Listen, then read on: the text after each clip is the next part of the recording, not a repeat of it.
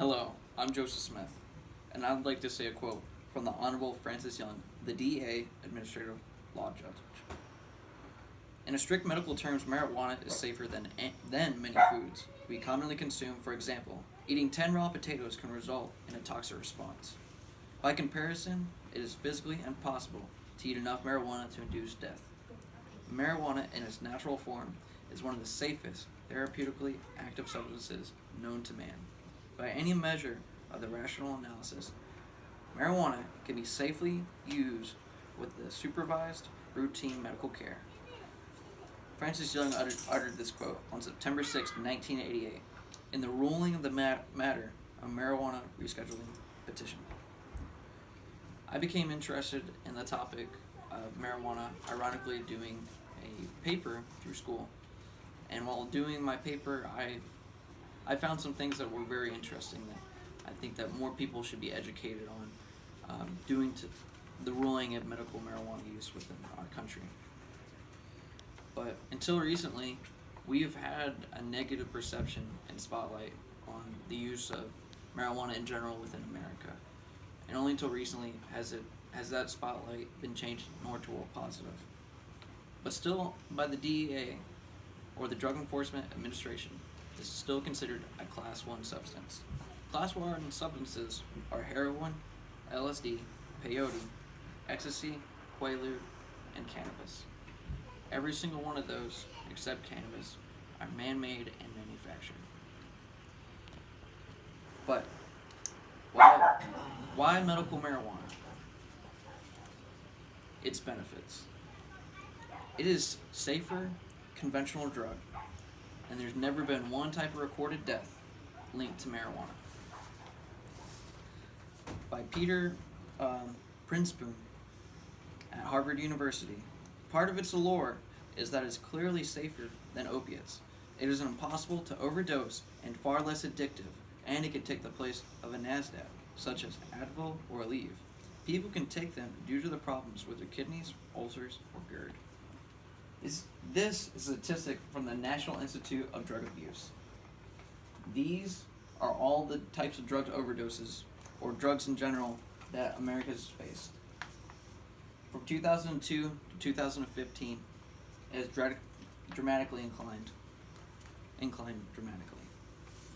And showing both men and women, it's different. But, ironically, marijuana hasn't had any type of form of lung damage with anyone who consumes it. As a negative connotation that marijuana has had, that it can destroy your lungs. Ironically, there's not been one type of scientific study to relate that though. And treating anxiety and mood disorders. This is a natural form substance that has been able to calm people down in order to get themselves focused, especially with people with bipolar disorders or anything that's ranging within a mental health status. This natural form herb has been able to help people. But who can it treat? Like who's going to consume this mostly though? Cancer patients with cannabis helps them with their neurotic pain, aka their unconventional pains. This is helping people with cancer that can't understand what their type of pain is, and it's helping them alleviate that pain. But patients with HIV and AIDS, when smoked, found out they had a better mood, they slept better, and they were able to consume more food. And that's dramatic for anybody that's suffering some type of illness. This is something that people actually need to start looking into.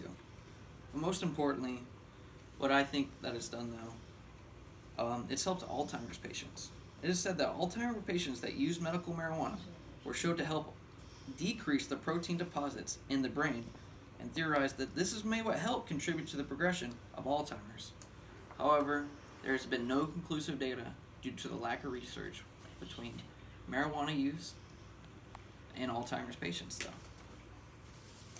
But why are we still getting pushback for the use of medical marijuana though? It's not FDA approved medicine whatsoever. And by doing that, we need to get more clinical tests and accurate results in order to get a better understanding of the use that marijuana can have on people. Next slide. It needs a constant baseline in order to conduct these accurate tests because of the THC levels found in different plants. THC is what helps give the psychoactive part of the cannabis, though. However, just like other drugs, there's not really a baseline where you can tell the potency of this, though.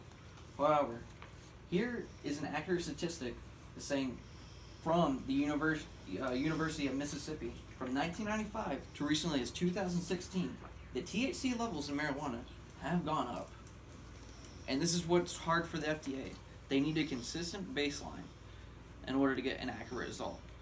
Marijuana is constantly changing, and so is our administrative levels for the FDA, though. But only until it's deemed safe by the FDA is when it will be allowed to the public, though, because they need it in order to have a consistent baseline. Have to make sure that it's good on all types of level for medical use. But also the DEA, or the Drug Enforcement Administration, says it has zero therapeutic use, though. And the DEA still classifies it as a Schedule I substance. Once again, they are heroin, LSD, peyote, ecstasy, quaaludes, and cannabis. And from our U.S. Attorney General, Jeff Sessions, our priorities are fentanyl, heroin, and methamphetamine and cocaine. People are dying by massive amounts as a result of those drugs. We have very few to almost zero, virtually zero, small marijuana cases. But there are a big deal in illegally acting and violating federal law. Our agents may work on that case. So even our U.S. Attorney General is saying we need to shift away from trying to make arrests on marijuana and focus on more hardcore drugs, such as fentanyl, heroin, and methamphetamine, along with cocaine.